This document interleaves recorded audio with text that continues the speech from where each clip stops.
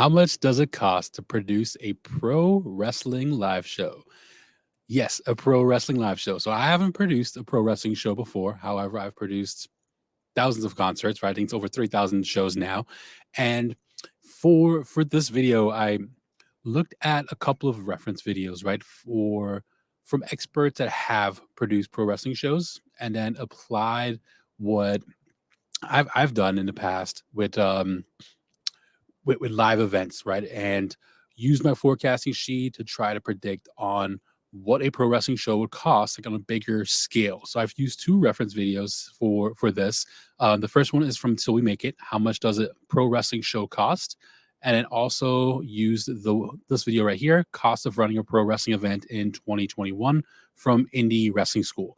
So those videos give a good foundation on from experts that have done pro wrestling events, but both of those videos are kind of more low budget events, right? So if we were producing something on a bigger budget, right? So we wanted to step it up to a bigger level with some more widely international known talent, right? So such as MLW. So MLW is Major League Wrestling. Um, for those that don't know pro wrestling, it's a pretty big indie wrestling organization. Of course, it's nowhere near where WWE or AEW is, right? But they're probably the top five of pro wrestling companies within the United States, right? On the caliber of events that they produce, and they have an event coming up. It's called Fury Road. So what I did for this exercise, I went through this Fury Road card and just got a general idea on what is happening at the event, how long the event is, and everything. And we looked at the box office or ticket prices for it. I literally counted every single seat for this show to try to figure out how many seats there are in each price point. And gonna take the knowledge from the two videos I use as a reference, along with the information available for this event. So none of this information has been given to me. This is all hypothetical based on the information that's available, right? So all I have available is the ticket pricing here. Plus, if I were to go buy a pair of tickets, right, I know what the fees are for tickets. So let's say I added these tickets to the cart. I went to go check out. I know there's a $6 fee on every single ticket, right? So let's say this is all the information I have, and these are those references and that upcoming event, this upcoming pro wrestling event. So how do I reverse engineer this, right? So let's take a look at my forecast sheet that I have used for every single show that I've done with Live Nation, AEG, independently, and beyond. So for this event, they have 1, 2, 3, 4, 5 different price points: ringside, premium, reserved, GA, and then standing room only. Here are the prices for each of them: 85, 45, 30, 20, and 15. And then once after counting them all up, here is the capacities for each of them, right? So the columns here, C and D, these columns represent potential. So this is the maximum potential revenue or expenses on this event, right? And then forecast is what I think this event is going to do, right? This is a prediction that you will use for budgeting purposes on how well this event's going to perform, so we can look at an estimate on what kind of a profit or loss this event could potentially bring in. So our gross potential on a potential side, if we sold every single ticket, is $23,840. Our potential on the forecast, right? So I always forecast a little bit under, looking at the tickets for this event, considering, let me see, just let me go back here. So continue shopping. Yeah, just go back. All right, so I go back to the map. Most of those first 3 rows are gone, right? So I'm assuming that ringside, premium, and reserve, those first 3 tiers are probably going to sell completely. I generally don't love forecasting sellouts or where that entire section is going to sell, but just by looking at it, it's pretty good to predict that those 3 sections are going to go completely. Then I forecasted 300 on the GA and 100 of the 160 standing room only. And this standing room only is also just a hypothetical, right? I'm assuming that there's about 50 spots in each of these sections based on what these capacities are and what the space looks like. And then assuming there's about 30 that fit in here. So 160 possible. This capacity could be a little higher, could be a little lower, but 160 feels just about right. You could also say maybe 200. Just update it on the fly, 200. So 100 is what I'm think we're going to sell. There's at least half of those. So this is our potential $20,000, right? So if you've looked at previous videos, and I'll put a I'll add a link to the video here, what a versus net deal looks like. So let's say there was no guarantee, right? So that's how I always love starting out my forecast and figuring out what to pay talent, is I just put a percentage in. I'm going to assume this is pro wrestling. It's not live music. In live music, this would be 85%. Wrestling industry is a little different. I'm assuming some of the talent might be underpaid a little bit, but the higher caliber talent is probably paid pretty well, right? So I'm just keeping this at 80% for talent expenses before I put any guarantees in here. So then going through, it's a 862 capacity person show.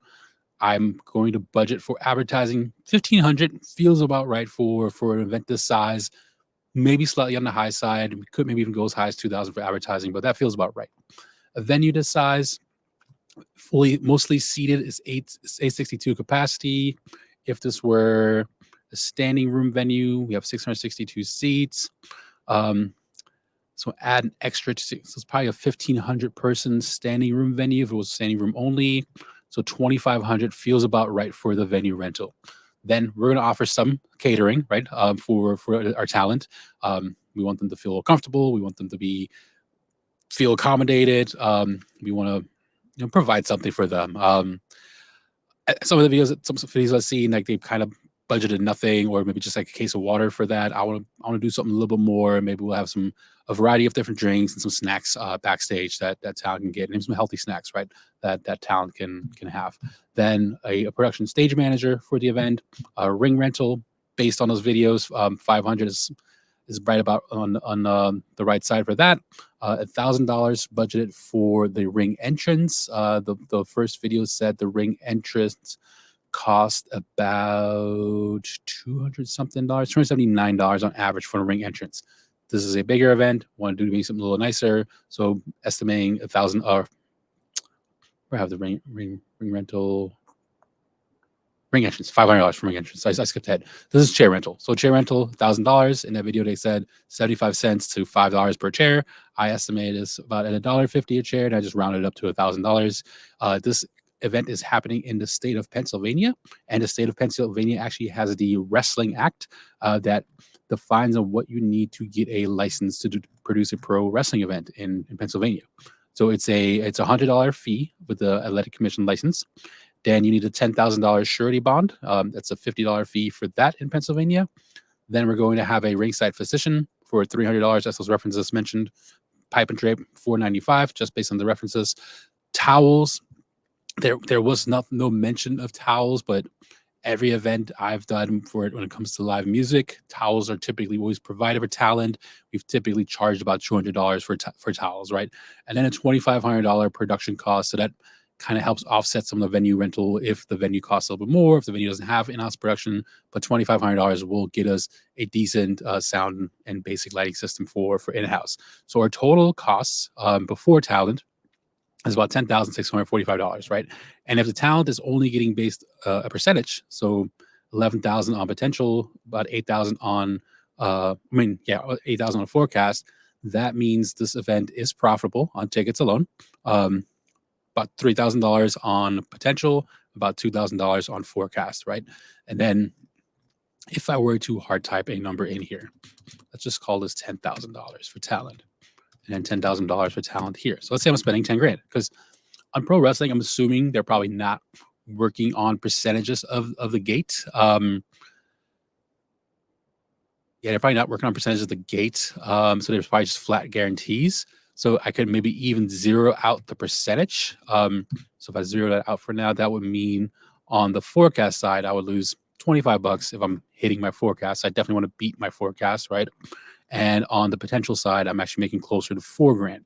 I could maybe, if I'm using my concert promoter hat, maybe negotiate a percentage, right? So where my headliners, my main eventers have the ability to get a bonus, right? So maybe at sellout, they get a $500 bonus each, right? So 11, I'm going to keep the 80% in there because I like that number. But $10,000 is the minimum that we're paying on talent. So as you see with the formulas here, this changes over to $10,000 here, and then $11,000 on the potential side if they're getting a bonus for selling out.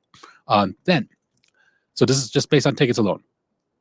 hopefully these wrestling promoters know about ancillary revenue and other revenue streams that you could have for your live events and that we're bringing in.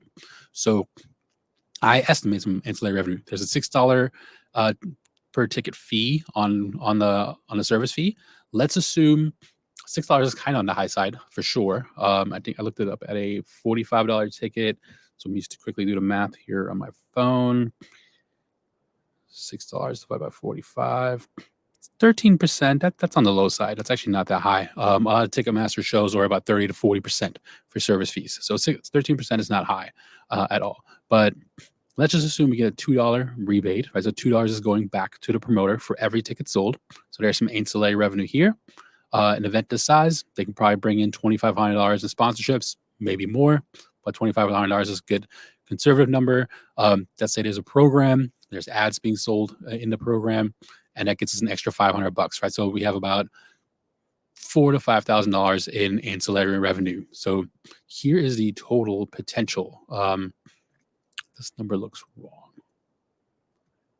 F22. Oh yeah, I've had the same issue on another sheet. Bear with me for a second. So this is going to be B52 plus. Okay. So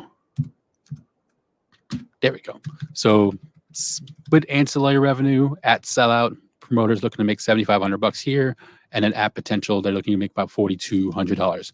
So this is an example of a reverse engineering of a pro wrestling event. Not 100% sure how accurate these numbers are going to be, or if they're going to be in line. The expenses for the event definitely follow the references. The biggest question would be the talent expense, right? How much is talent actually getting paid? And that's maybe where conversations with actual pro wrestlers would be beneficial to get a good idea if a $10,000 talent budget for an event like that is right in line. What percentage is going to the main eventers? What percentage is going to the co-main event? And so on. But if you have any questions, please let me know, and I'll talk to y'all soon. Peace.